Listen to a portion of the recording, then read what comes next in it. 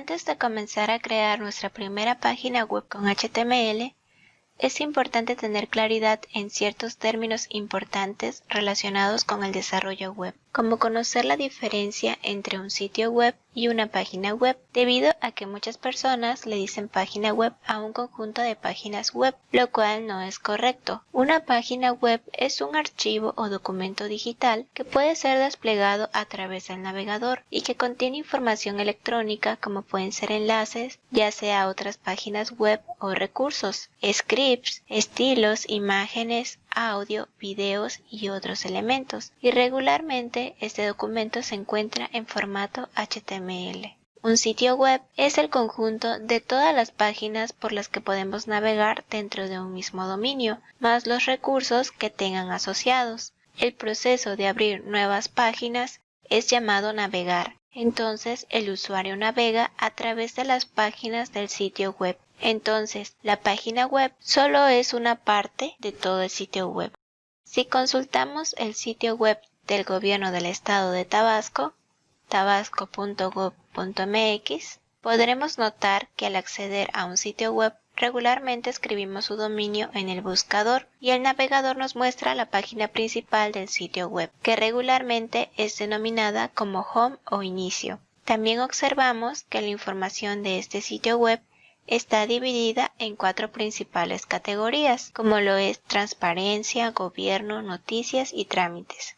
Si nosotros damos clic en gobierno, observaremos que nos muestra contenido exclusivo sobre la categoría que seleccionamos, es decir, gobierno, y tiene su propia URL específica, tabasco.gov.mx/gobierno. Lo mismo sucede si elegimos la categoría de noticias, tabasco.gov.mx/noticias, o la de trámites y servicios, tabasco.gov.mx/trámites y servicios. Cada una de ellas son páginas web que están dentro del mismo dominio tabasco.gov.mx y todas en conjunto conforman el sitio web del Gobierno del Estado de Tabasco. Estos sitios web son archivos que son descargados con nuestros navegadores desde ordenadores remotos. Cuando nosotros decidimos acceder a un sitio web, por ejemplo a tabasco.gov.mx, le estamos indicando al navegador la dirección del sitio y el programa descarga los archivos, procesa el contenido y lo muestra en pantalla. Como estos sitios web son de acceso público y el Internet es una red global a través del cual pueden acceder a este sitio desde distintas partes del mundo, estos archivos deben estar disponibles todo el tiempo. Por ese motivo, los sitios web no son almacenados en computadoras personales, sino en computadoras especializadas llamadas servidores, que permiten despachar estos archivos a los usuarios que los solicitan. Los servidores son similares a las computadoras personales, con la diferencia de que siempre están conectados a la red y ejecutando programas que les permiten responder a las solicitudes de los usuarios sin importar cuándo son recibidas o de dónde vienen, y en ellos se almacenan los archivos y datos de un sitio web. La computadora que accede a esta información mediante el navegador web se denomina cliente.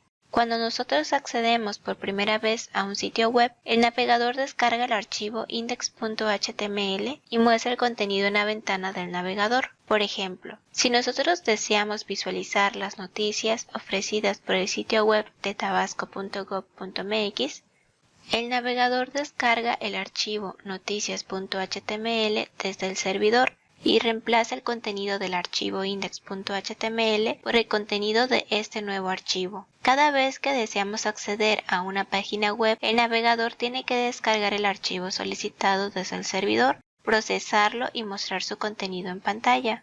Los archivos de un sitio web son iguales a los archivos que podemos encontrar en nuestras computadoras personales.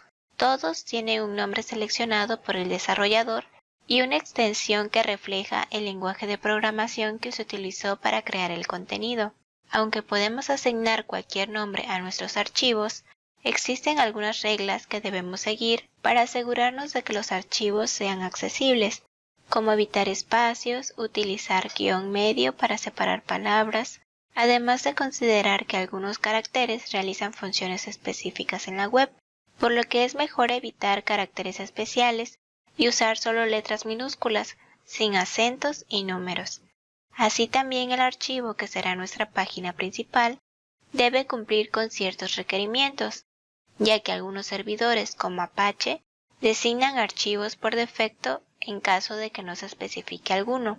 El nombre utilizado con más frecuencia es el index. Entonces, si el usuario accede al servidor sin especificar el nombre del archivo que desea abrir, el servidor busca un archivo con el nombre index y lo envía de regreso al cliente. Por eso, el archivo index es el punto de entrada a nuestro sitio web y siempre debemos incluirlo.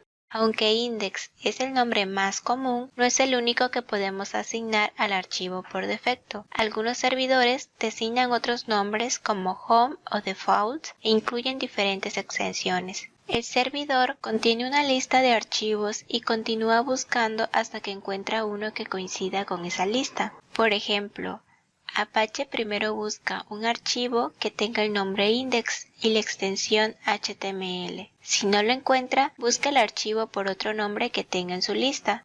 Es muy importante señalar que el servidor también es llamado web hosting o alojamiento web. Un alojamiento web conectado a Internet las 24 horas por los 7 días de la semana, en el que hay instalado varios programas. Algunos ejemplos de empresas que ofrecen alojamiento web son Ionos, One and One, AWS, Linode, Rayola Networks, Web Empresa, SiteGround, entre otras. Cuando vayamos a controlar un alojamiento web, debemos tener en cuenta algunos aspectos fundamentales que dependen mucho del proyecto que estemos realizando, los requisitos particulares que tenga y las necesidades concretas, pero a grandes rasgos hay que fijarse en el espacio web, dominios a alojar, soporte técnico, que la empresa realice copias de seguridad de nuestro sitio web cada poco tiempo, si limitan la transferencia web y aspectos de la base de datos. En la siguiente imagen podemos ver un listado de las empresas de alojamiento web con más clientes a nivel mundial. Observaremos que en primer lugar está GoDaddy, seguida de Google Cloud Platform, One and One, Amazon Web Service, entre otros. Este listado es proporcionado por HostAdvice, el centro de información de alojamiento web global más grande, y abarca miles de empresas y servicios de hosting en todo el mundo. Todas las personas que escriben para HostAdvice son expertos en alojamiento web o clientes experimentados, y cuando nosotros necesitemos información para poder decidir cuál sería el más idóneo de acuerdo a nuestro proyecto, su comunidad puede ayudarnos a encontrar servicios de alojamiento web de calidad, empresas en las que puedes confiar, mejorar ofertas, cupones de descuentos. Incluso en su página incluyen varias opciones para realizar comparativas y analizar cuál es el que más nos conviene. Para que los servidores puedan establecer la conexión entre el cliente y el servidor, controlar el acceso a los usuarios, administrar los archivos, despachar documentos y recursos requeridos por el cliente, se necesita de un programa que se encarga principalmente de las comunicaciones por el navegador, que es llamado servidor web o servidor HTTP. Un programa que se encarga principalmente de las comunicaciones con el navegador, el cual envía y recibe mensajes y archivos.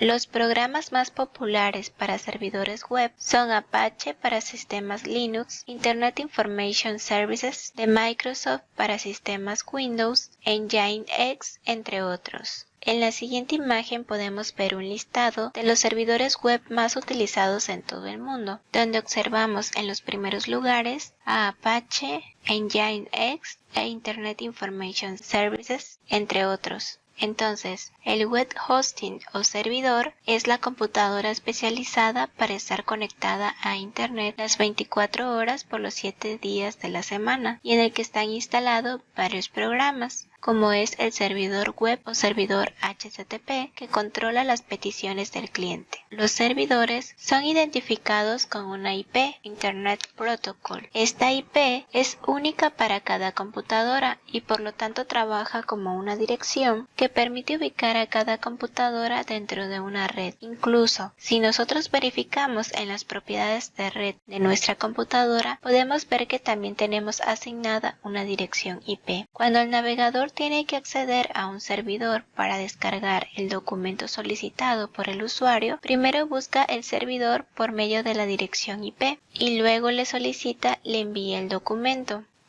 Las direcciones IP son un conjunto de números enteros entre 0 y 255, únicos e irrepetibles, separados por un punto, o números y letras separados por 2 puntos, dependiendo de la versión IP version 4 o IP version 6. Podemos acceder a cualquier servidor utilizando su dirección IP, pero estos números son difíciles de recordar. Por eso el Internet utiliza un sistema que identifica a cada servidor con un nombre específico. Estos nombres personalizados son llamados dominios, que cualquier persona puede recordar, como Google, Facebook, con una extensión que determine el propósito del sitio web al que hace referencia, como .com, comercial, .gov, gobierno, .org, organización, .edu, educación. Cuando nosotros le pedimos al navegador que acceda al sitio web con el dominio tabasco.gov.mx, el navegador accede primero a un servidor llamado DNS, servidor de nombres de dominio, que contiene un listado de nombres de dominio con sus respectivas direcciones IP. Entonces, el servidor encuentra la IP asociada al nombre del dominio tabasco.gov.mx, la regresa al navegador y entonces el navegador accede al sitio web por medio de esta IP.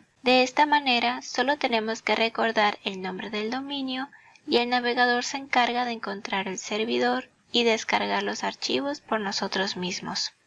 Cabe mencionar que una vez que hemos adquirido el nombre de dominio de nuestro sitio web, podemos crear subdominios. Un subdominio es una extensión del nombre de dominio que se utiliza para organizar diferentes secciones de nuestro sitio web que funcionan de manera independiente. Es decir, es una forma de tener un sitio web relacionado como anexo y totalmente diferente a nuestro sitio web principal, y donde solo se tendrá que instalar o añadir lo que se necesite para esa sección. Y al ser un sitio web diferente, se evitará cargar el dominio principal con más código, con más plugin, con más imágenes, entre otras cosas. Solo se tendrá lo que se necesite en el dominio y en cada uno de los subdominios que se creen. El subdominio se coloca como prefijo al nombre del dominio. Por ejemplo, si vamos nuevamente al sitio web del gobierno del estado de Tabasco y seleccionamos la categoría o sección de transparencia, nos muestra la URL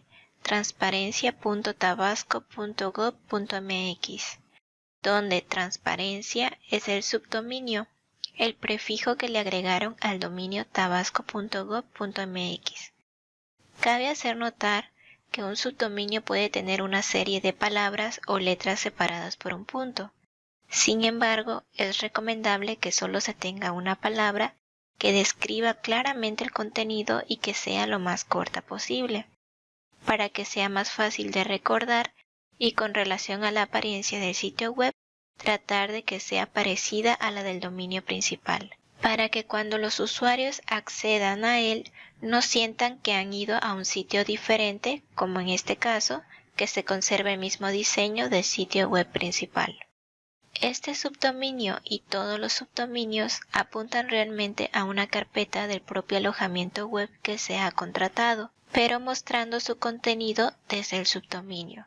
El uso más común de los subdominios es crear una versión de prueba o montada de un sitio web, donde los desarrolladores prueban nuevos plugins y actualizaciones en un sitio de montaje de subdominio antes de publicarlos en vivo en Internet. También son buenos para identificar y separar sitios móviles. Por ejemplo, si ustedes acceden a Facebook desde el navegador en su celular, observarán que la URL dice m.facebook.com, siguiendo la nomenclatura nombre del dominio de tu sitio.com, o también para sitios web con una ubicación específica, por ejemplo mx.linkedin.com, y crear subsecciones del sitio como el ejemplo de transparencia, transparencia.tabasco.gov.mx. Otro uso común de un subdominio es crear una tienda de comercio electrónico en línea, tienda.nombre del dominio de tu sitio.com, ya que tener la tienda en un subdominio diferente hace que sea más fácil manejar las transacciones, ya que los sitios de comercio electrónico normalmente requieren una configuración más compleja.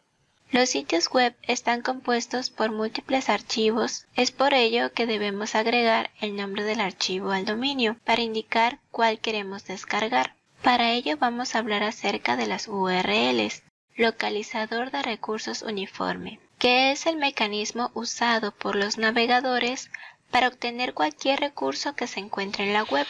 Es decir, es una dirección que es dada a un recurso único en la web. Cada URL válida apunta a un único recurso. Dichos recursos pueden ser páginas HTML, documentos CSS, imágenes, entre otros. Algunos ejemplos de URL son las siguientes. Cualquiera de esas URLs se pueden escribir en la barra de direcciones de nuestro navegador para indicarle que cargue la página asociada, es decir, el recurso asociado. Una URL está compuesta de diferentes partes, algunas obligatorias y otras opcionales. La primera parte de la URL indica qué protocolo debe usar el navegador. Un protocolo es un método establecido para intercambiar o transferir datos alrededor de una red informática, y como ya sabemos, para los sitios web es el protocolo HTTP o su versión segura HTTPS. La web requiere uno de estos dos, pero los navegadores también saben cómo manejar otros protocolos como Mailto para abrir un cliente de correo o FTP para manejar la transferencia de archivos. Posteriormente, tenemos que indicar el nombre del host donde está alojado nuestro sitio web, es decir, el nombre de dominio, subdominio o dirección IP del servidor web. Después podemos o no especificar el puerto. Es opcional. 2.80 es el puerto. Indica la puerta técnica utilizada para acceder a los recursos en el servidor web. Por lo general se omite si el navegador web utiliza los puertos estándar de protocolo HTTP. 80 para HTTP y 443 para HTTPS, para otorgar acceso a sus recursos. De lo contrario, es obligatorio. Luego hay que especificar la ruta del archivo o recurso. Noticias, diagonal, aviso precautorio número 4 por la tormenta tropical Nana es la ruta al recurso en el servidor web. En el caso de realizar algunas consultas al servidor web, intervienen los parámetros o variables, los cuales son parámetros adicionales proporcionados al servidor web. Estos parámetros son una lista de pares clave-valor separados con el símbolo ampersand. El servidor web puede usar esos parámetros para hacer cosas adicionales antes de devolver el recurso. Por último, tenemos la parte de anchor o punto de anclaje. Es un ancla para otra parte del recurso en sí. Un ancla representa una especie de marcador dentro del recurso, dando al navegador las instrucciones para mostrar el contenido ubicado en ese lugar marcado. En un documento HTML, por ejemplo, el navegador se desplazará hasta el punto donde se define el ancla. En un video o documento de audio, el navegador intentará ir a la hora que representa el ancla. Vale la pena señalar que la parte después de la almohadilla, también conocido como identificador de fragmento, nunca se enviará al servidor con la solicitud.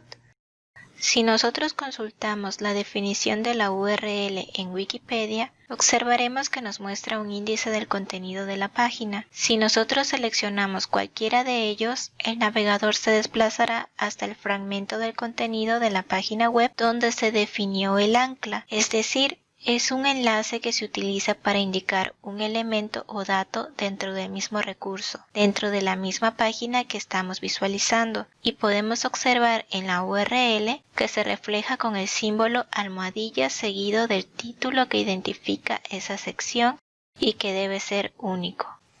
De esta manera hemos concluido el análisis de cada uno de los conceptos importantes relacionados con el desarrollo web. Hemos aprendido las diferencias entre un sitio web y una página web. También aprendimos qué es un web hosting, qué es un servidor HTTP y un servidor DNS. Conocimos la estructura de las URLs y aprendimos acerca del dominio y las direcciones IP.